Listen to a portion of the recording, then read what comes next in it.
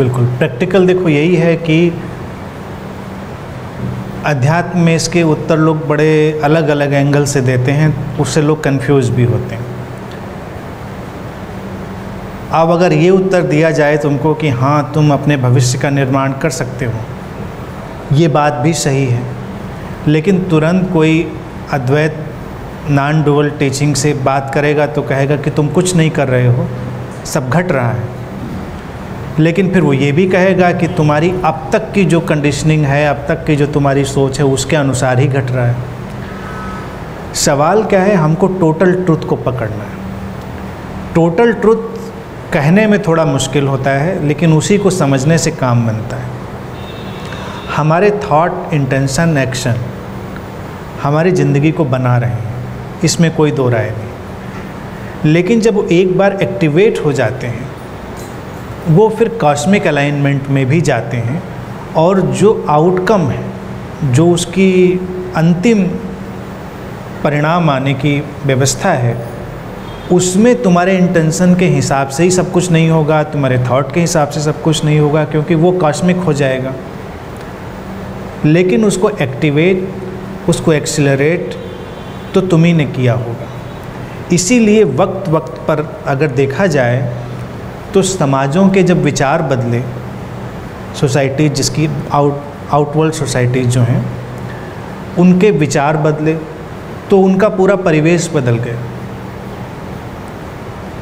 ऐसे ही व्यक्ति का भी अगर कोई विचार बदल जाए, उसका इंटेंशन बदल जाए, तो उसकी पूरी जीवन की व्यवस्था बदल जाती। भारत में देखो क्या रहा, यहाँ आध्यात्मिक गहराई तो बहुत पाई गई, लोग समझे भी सारी बात को, लेकिन बहुत सारे स्यूडो कॉन्सेप्ट्स लोगों ने ओढ़ लिए। जैसे लोगों ने गरीबी को बड़ा महत्व दे दिया। हो सकता है जब शुरुआत किसी ने करी हो तो आउट ऑफ कंपैशन करी हो कि अगर उसके आसपास 1000 गरीब लोग हैं तो उसको लगा हो कि अगर मैं यहाँ पर अपनी रिचनेस में रहूँगा तो थोड़ा सा, उसकी सोच हो सकती है। लेकिन फिर जब ये सिद्धांत लोगों में उतर गया तो लोग उसको चुनने लग गए। एक ध्यानी व्यक्ति आज भी गरीबी को ही चुनता है भारत में। इसीलिए अगर कोई गुरु भी तुमको अमीर दिख जाए तो पहला प्रश्न व्यक्ति यही उठाएगा, अच्छा इतना पैसा, अब गुरुओं के पास पैसा क्यों नहीं होना चाहिए?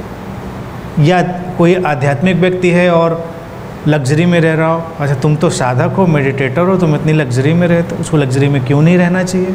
क्या प्रॉब्लम है? उसके इनर ट्रांसफॉर्मेशन से, मेडिटेशन से इनका कोई कॉन्फ्लिक्ट तो नहीं है। लेकिन ये जो धारणा थी ये भारत के समाज में चली गई। तो बहुत टैलेंटेड लोग जो स्पिरिचुअली पावरफुल भी थे और उनका थॉट इम्पैक्ट भी डालता था, खुद भी गरीब रह गए और उनके थॉट के इम्पैक्ट में समाज का बहुत बड़ा वर्ग भी गरीब रह गया, क्योंकि लोगों ने वो चुन लिया। अब मेडिटेटर के सामने कई विकल्प खुलते हैं, जैसे ही उसने कुछ चुना वो उसका भविष्य बन जाएगा। दूसरा एक और पहलू रहा अध्यात्म में, लोग कष्टों और सफरिंग को चुनने लगे। आज भी तुमको कुछ ऐसे स्टूपिड लोग मिल जाएंगे जो प्रार्थना करेंगे, हे ईश्वर मुझको कष्ट दो, कष्टों में तुम्हारी पहचान होती है। ऐसे कई तुमको मैसेज भी मिल जाएंगे, और जब वो दे देता है तो संभाले नहीं जाता। नहीं मिलता है तो कष्ट दो, क्योंकि मिला नहीं अभी। जब लोग अमीर होते हैं तो झोपड़ी की कामना करते हैं, और जब झोपड़ी में ही पहुंच जाएं तो मुश्किल पड़ जाती। और कभी कभी कौन जाने तुम झोपड़ी की कामना करो, अस्तित्व तो हाँ कह दे, तब तुम्हारी मुश्किल पड़ जाएगी। इसलिए इंटेंशन और थॉट और हमारे चॉइसेस ये बहुत इम्पॉर्टेंट है, इन पर काम करना ज़रूरी है। आउटर वर्ल्ड में वो हेल्प करेंगी। फिर दूसरी चीज़ ये है कि कॉन्फ्लिक्टिंग थॉट्स ना हो। कई बार हमारे अंदर ऊर्जा जागे तो वो ऊर्जा कुछ काम कर सकती है, लेकिन हमारे विचार विपरीत दिशाओं में जा रहे होते हैं, तब भी कुछ नहीं होता। तो उस समय क्लैरिटी लाने की ज़रूरत है। तो मेरा इसमें बहुत सामान्य सा सुझाव रहता है कि पहले व्यक्ति को ये चुनना चाहिए कि मुझे क्या नहीं करना और मुझे क्या नहीं चाहिए। तो उसके लिए स्पष्ट होगा कि उसे क्या करना है और उसे क्या चाहिए। चाहिए शब्द आते ही फिर आध्यात्मिक व्यक्ति को एक बड़ी उलझन होती है कि आध्यात्मिक व्यक्ति को तो डिज़ायर से फ्री होना चाहिए, वो डिज़ायर भी कर रहा है कि मुझे चाहिए, तो और कॉन्फ्लिक्ट में चला जाता है कि मैं डिज़ायर नहीं करूँगा। लेकिन डिज़ायरिंग तो हमारी डेली लिविंग का एक हिस्सा है, कोई भी व्यक्ति उससे मुक्त नहीं हो सकता, वो इनलाइटेंड हो या अनइनलाइटेंड हो। सुबह से ही जब हम उठेंगे, दिन की शुरुआत से कोई ना कोई डिज़ायर होगी आगे बढ़ने की, उससे ही आगे काम चलेगा। वो सामान्य से डिज़ायर हो सकती हैं कि आज नाश्ते में हम फल खाएंगे कि नहीं खाएंगे, दूध पिएंगे, चाय पिएंगे, सामान्य से डिज़ायर। लेकिन उस डिज़ायर के बाद ही वो आउटकम आएगी।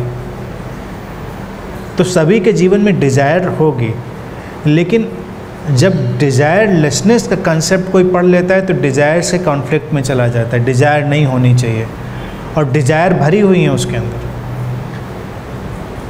इसके बीच में डिफ्रेंशिएशन पैदा करना है। ऑब्सेशन डिज़ायर का और डिज़ायर का जो फंडामेंटल वे है उसमें अंतर है।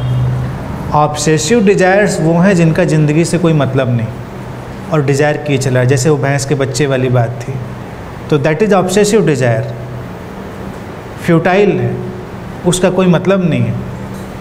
लेकिन कुछ कंस्ट्रक्टिव क्रिएटिव डिज़ायर्स हैं, वो रहेंगी, तो उनको रहना चाहिए। तो हम एक मेडिटेटर को बहुत शार्पली ये विवेकपूर्वक ये निर्णय लेना चाहिए और अपने डिज़ायरिंग को क्लैरिटी देनी चाहिए, तो उसकी लाइफ और क्लियर होती चली जाएगी, भविष्य फिर वैसे और अच्छा अनफोल्ड होता चला जाएगा।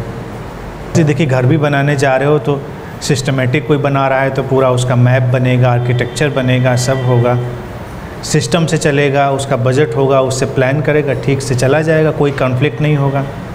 लेकिन कोई बनाना तो शुरू कर दिया, चलो यहाँ बना देते हैं, अच्छा ये कमरा यहाँ भी निकाल देते हैं, खिड़की यहाँ रख देते हैं, नहीं यहाँ नहीं ठीक लग रही, यहाँ कर देते हैं, तो परेशान हो जाएगा और जो बन के निकलेगा वो भी बड़ा अजीब व गरीब होगा। फिर बन जाने के बाद घर का करेगा क्या, ये भी एक क्लैरिटी है। घर होना, पैसा होना, धन होना, ये बहुत बड़ी बात नहीं है, उसका करोगे क्या। घर बन गए तो शांति से घर में हम क्या करेंगे। तो बहुत सारे लोगों के तुम बड़े अच्छे अच्छे घर देख सकते हो, लेकिन घर में बिल्कुल शमशान जैसा वातावरण बना लेते हैं वो, क्योंकि उसके बाद उनको ये विचार नहीं था घर का करेंगे क्या, घर तो होना चाहिए। भारत में वही उल्टा लोगों ने चला, पहले किसी को समझ में आया कि घर तो बड़ा बेकार का एक कॉन्सेप्ट है, तो उसने कहा हम घर ही छोड़ते हैं। लेकिन उसने ये कॉन्सेप्ट नहीं दिया कि घर का भी सदुपयोग हो सकता है, उसका सदुपयोग करेंगे, धन का सदुपयोग करेंगे, घर में रहने के लिए अपनी क्वालिटी इम्प्रूव करेंगे, वो भी विचार ज़रूरी हैं।